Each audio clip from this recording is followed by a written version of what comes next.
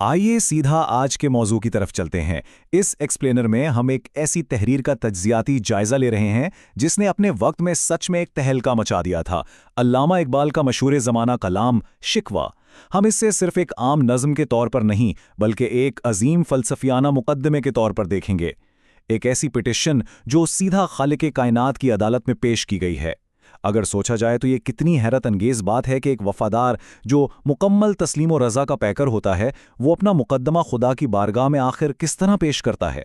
شروع میں ہی ایک نہایت شدید اور باغیانہ تاثر ملتا ہے۔ شکوہ اللہ سے خاکم بدن ہے مجھ کو، یعنی میرے منہ میں خاک پر میں اللہ سے شکایت کر رہا ہوں۔ یہ کوئی چھوٹی بات نہیں ہے، یہ ایک عام عقیدت مند کے تصور سے بالکل باہر کی ہمت ہے، لیکن یہاں عاشق اور معشوق کے درمیان ایک ایسا گہرا تعلق سامنے آتا ہے جہاں انتہائی عقیدت ہونے کے باوجود سوال کرنے کی ہمت موجود ہے۔ یہ ایک ایسی پکار ہے جس میں بے پناہ درد بھی ہے اور حد سے بڑی ہوئی محبت بھی۔ تو سب سے پہلے بات کرتے ہیں اس مقدمے کے پہلے حصے کی، شکوہ کرنے کی جرت اور اس باغیانہ آواز کا جواز آخر کیا ہے۔ یہاں ضمیر کو جھنجھوڑنے والا ایک بہت ہی اہم سوال اٹھایا گیا ہے، کیوں زیاں کار بنوں سود فراموش رہوں، ہم نواں میں بھی کوئی گھل ہوں کہ خاموش رہوں۔ دیکھیے، پھول تو ہمیشہ چپ رہتا ہے، کوئی آواز نہیں نکالتا، لیکن شاعر کا پورا زور اس بات پر ہے کہ ایک زندہ روح ہونے کے ناطے صرف اپنے ماضی پر آنسو بہانا کافی نہیں۔ جب بات انصاف کی ہو تو خاموشی اختیار کرنا اور نقصان اٹھاتے رہنا کوئی عقل مندی نہیں۔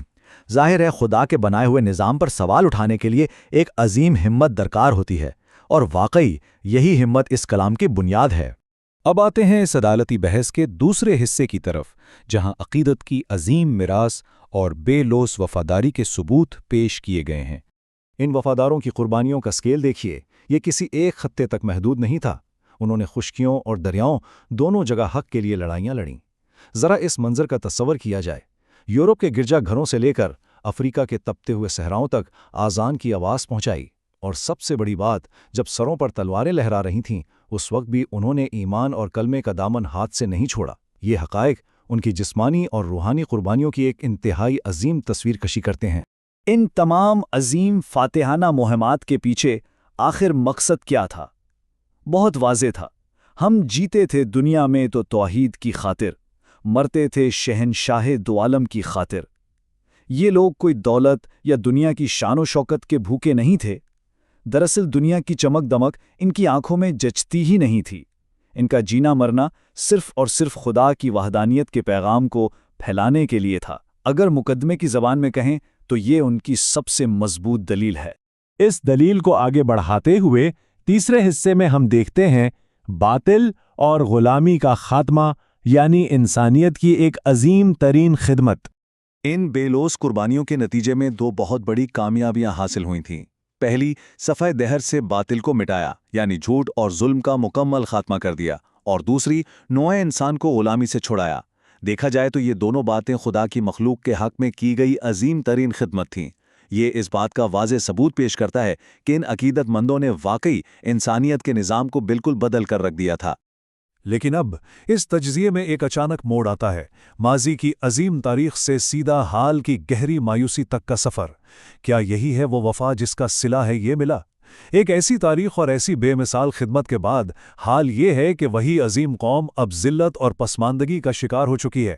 یہ سوال سیدھا خدا کی عدالت میں گونجتا ہے، اور یہاں سے شکایت دراصل اپنی انتہا کو پہنچ جاتی ہے۔ اور اس انتہا کے بعد شروع ہوتا ہے چوتھا حصہ، رحمتوں کا تضاد، ایک گہرا طنز اور انتہائی غمگین تکلیف۔ شاعر اس وقت دنیا کو کس نظر سے دیکھ رہا ہے؟ ان کا کہنا ہے کہ جو بت تراش تھے وہ تو آج بھی وہی سب کر رہے ہیں۔ دوسری قوموں میں گناہگار، کاہل، مغرور اور غافل لوگ بھرے پڑے ہیں، یہاں تک کہ سینکڑوں لوگ ایسے ہیں جنہیں خدا کے نام سے ہی چڑ ہے۔ یہ حقائق دراصل اس مقصد سے سامنے لائے گئے ہیں تاکہ بتایا جا سکے کہ اس دنیا میں خدا کے نافرمانوں کی کوئی کمی تو نہیں ہے، پھر بھی ان کی دنیا کتنی آباد ہے۔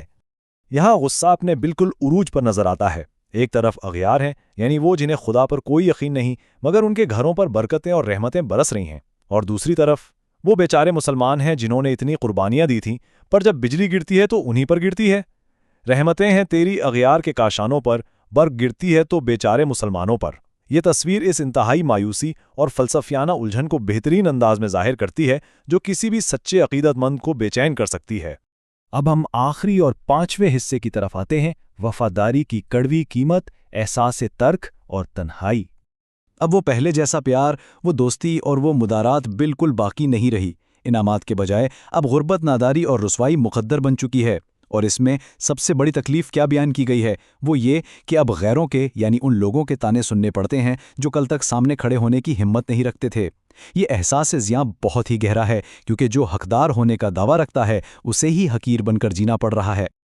اور اب اس پوری بحث کا اختتام اس جھنجھوڑ دینے والے سوال پر ہوتا ہے، کیا تیرے نام پہ مرنے کا صلہ خواری ہے؟ سوچنے کی بات ہے، کیا خدا کے نام پر اپنی جانیں قربان کرنے والوں کا آخری مقدر صرف اور صرف ذلت اور رسوائی ہے؟ یہ الفاظ ذہن میں کسی تیر کی طرح لگتے ہیں۔ اس ایکسپلینر میں اور خود اس نظم میں اس مقدمے کا کوئی فوری جواب نہیں دیا گیا، بلکہ اسے ایک بے چین کرنے والے تجسس اور ایک عظیم فریاد کے طور پر کھلا چھوڑ دیا گیا ہے۔